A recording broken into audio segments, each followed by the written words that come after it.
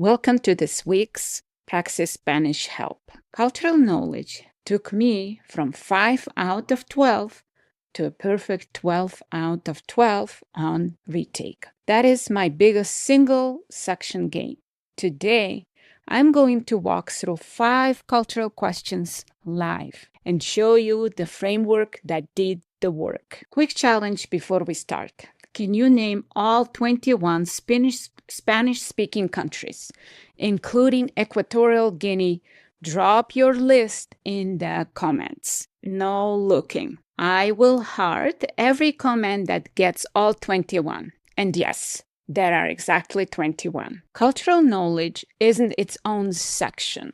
It is about 15 questions embedded inside listening and reading, roughly 12% of your skilled score. That is small enough that teachers ignore it.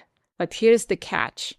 It is the highest movability section on the entire test, meaning if you study the right way, your score moves the fastest here. On my first attempt, I scored 5 out of 12 on cultural, below the average performance range. I tried to memorize random facts, famous painters, capitals, dates of revolutions, festival names. 2 weeks in, I'd built a list I couldn't possibly retain. On test day, under stress, I forgot half of it. 10 weeks later, I scored 12 out of 12. Perfect. The change wasn't more facts.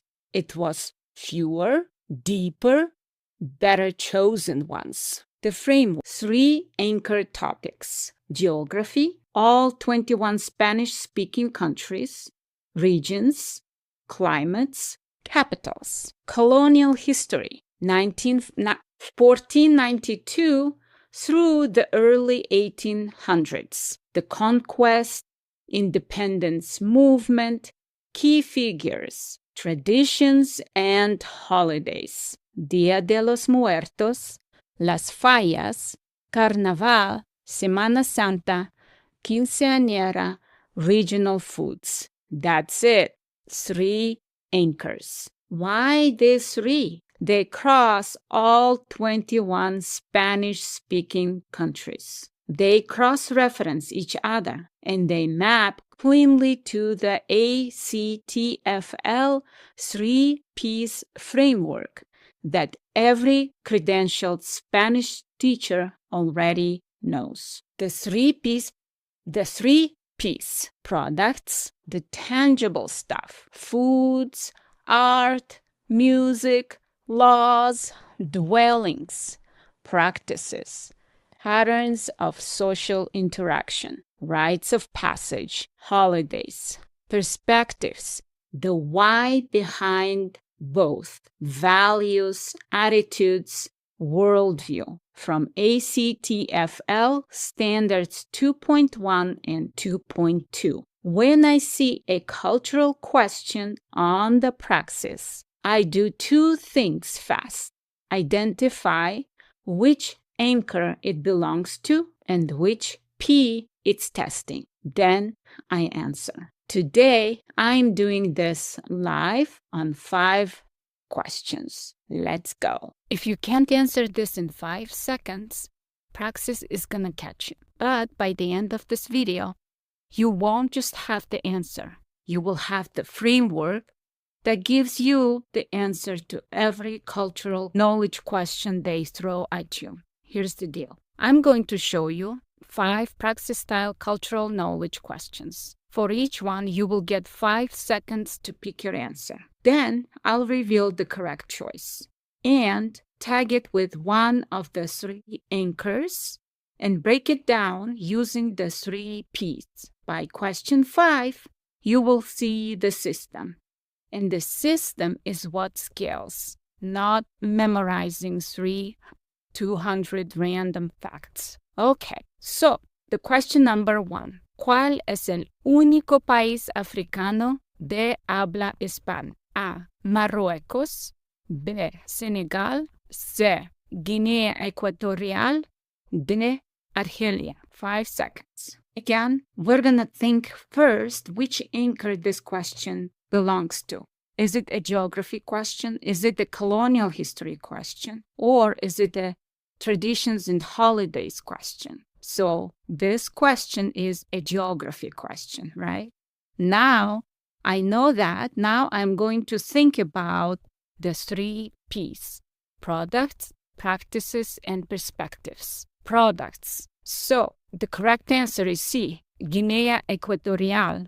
And in this country, Spanish is the official language alongside French and Portuguese. Economy is built on oil and cocoa. So when you see African country with Spanish plus petroleum, you've got your answer. Practices. What kind of practices does this country follow? This country has lots of Spanish language schools, courts, and government, all vestiges of Spanish colonization from 1778 to independence in 1968. It is the only African country where you can take selectividad-style university exams in Spanish. Perspectives. Again, the question, why do these people follow these practices in this country? Here is why Praxis loves this question. It tests whether you have broken out of the Hispano-America plus Spain mental model. The Spanish-speaking world spans 4 continents: Europe, North America, South America, and Africa. If your mental map stops at Mexico and Argentina, you will get this wrong every time. Notice what just happened. The fact, Equatorial Guinea, that is actually the surface answer. But products tell you how to recognize it on a different question. Practices tell you why it is Spanish speaking. Perspectives tell you what category of question this is. And that is the leverage. Question number 2. ¿Cuál fue la civilización indígena más extendida en actual territorio de Perú antes de llegada de los españoles? A. Azteca. B. Maya. C. Inca. D. Olmeca. 5 seconds. Again, we're going to think what kind of question, which anchor does this question belong to? Is it a geography question? Is it a colonial history question? Or is it the traditions and holidays question? So again, this is a colonial history question, pre-conquest civilizations the Spanish encountered, right? So it's a colonial history. And now we're going to look at the 3 P's: products, practices, and perspectives. Products. Again, we know Machu Picchu, agricultural terraces, Andes carved into Andean mountain sides, quipus, the knotted cord recording system, and Quechua, still spoken by about 8 million people today. Practices. Ailo, the communal labor system. Inti, sound worship at the center of religious life. And the road network of roughly 25,000 miles connecting the empire from Ecuador down to central Chile. 3 Praxis-relevant civilizations, and they are not interchangeable. Azteca is central Mexico. Maya is Yucatan plus Guatemala. Inca is the Andes, Peru, Ecuador, Bolivia, parts of Chile and Argentina. If you can't map them geographically, you will miss this every single time. Question number 3. ¿Qué celebración hispana marca el paso de una niña a su vida de joven adulta a los 15 años? A. Bautismo. B. Quinceañera. C. Confirmación. D. Bodas de plata. Again, this is a traditions and holidays question, and we are going to think about the 3 P's. Products. The vestido, often pink, blue, or white. The tiara. The court of damas and chambelanes. The última muñeca, the last doll, symbolizing leaving childhood behind. And of course, the cake. Practices. What kind of practices do people follow? Misa de Acción de Gracias, Thanksgiving Mass, the choreographed waltz, the cambio de zapatos, flat swap for heels by the father, and the toast. Perspectives. This is not Sweet 16 with extra steps. It's a religious, family, and community rite of passage. Its roots go back to indigenous coming-of-age ceremonies fused with Catholic ritual after colonization, which means the quinceañera is itself a textbook example of mestizaje. Hold it tight. It shows up again in question 5. Question number 4. ¿Cuál de las siguientes capitales corresponde a un país sin salida al mar? Landlocked. A. Quito, Asunción. C. La Habana. D. Lima. 5 seconds. And we're going to think about which anchor does this question belong to. Geography, right? And also then we're going to think broadly about 3Ps, products.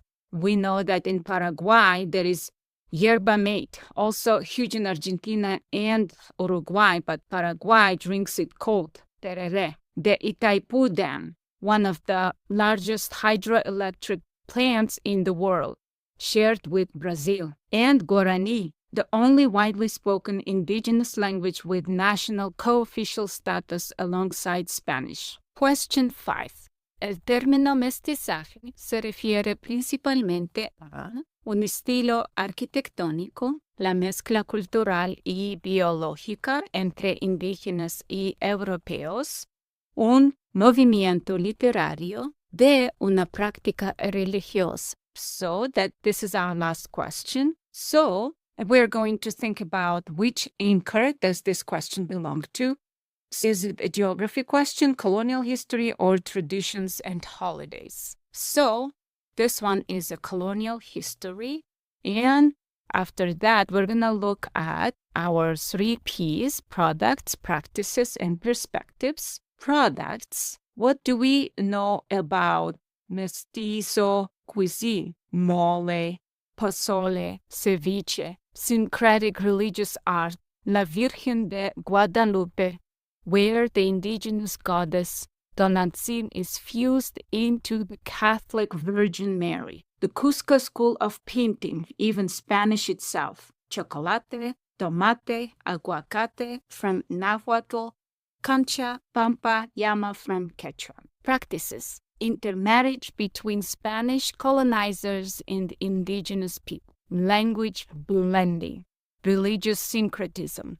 Catholic feast days layered on top of indigenous ceremonies, Dia de los Muertos. And perspectives. Mestizaje isn't a side note in Latin America. It is Latin American identity. It explains why a quinceañera looks Catholic but feels indigenous. Why mole sauce uses chocolate, Aztec, and almonds.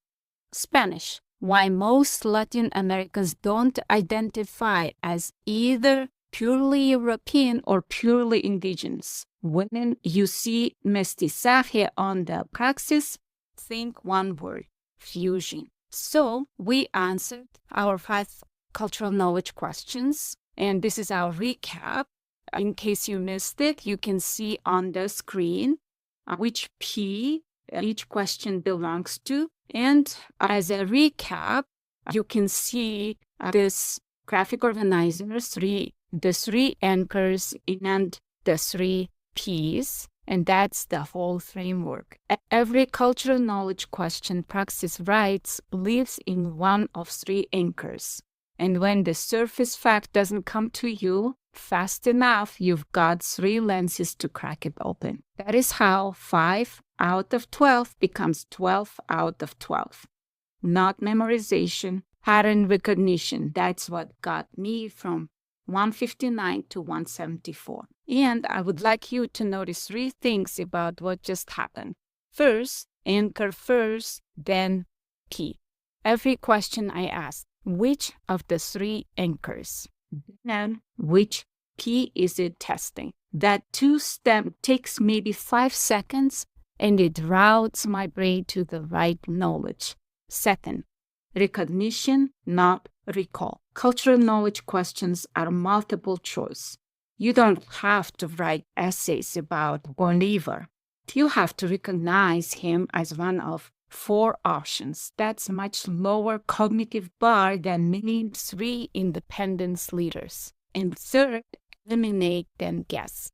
Every cultural question has at least one absurd answer, often 2. Remove them, and you've turned a 25% guess into a 50% guess. Never lie.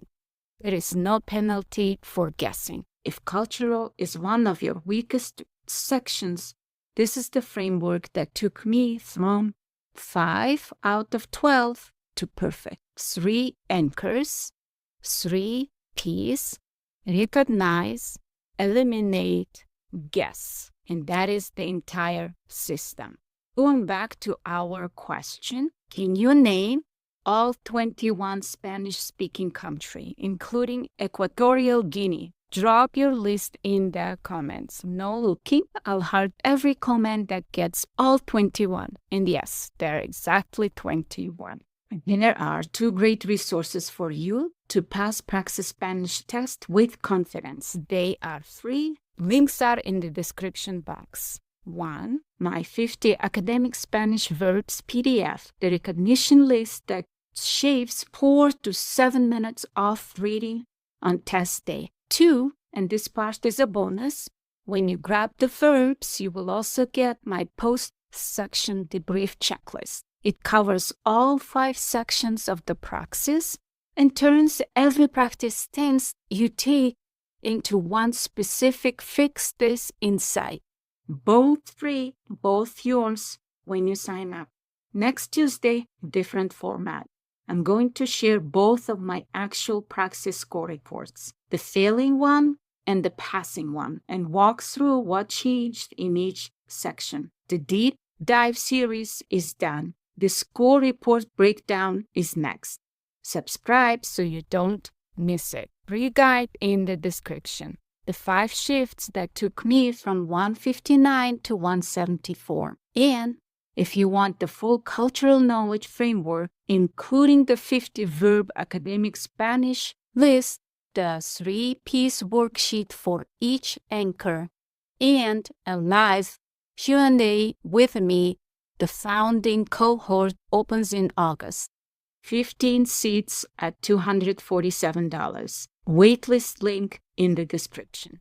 Waitlist members get first chance. And that closes the deep dive series. 8 videos, 1 per section, 1 for each writing task. If you have watched all of them, thank you. You now have every core tactic that took my score 15 points. Quick action this week. Pick whichever anchor felt weakest in this video. Geography, colonial history, or traditions. Spend 20 minutes on it before next Tuesday. That's it. The recognition muscle builds fast. And drop your 21 countries in the comments. See you next Tuesday for the score report breakdown. Bye.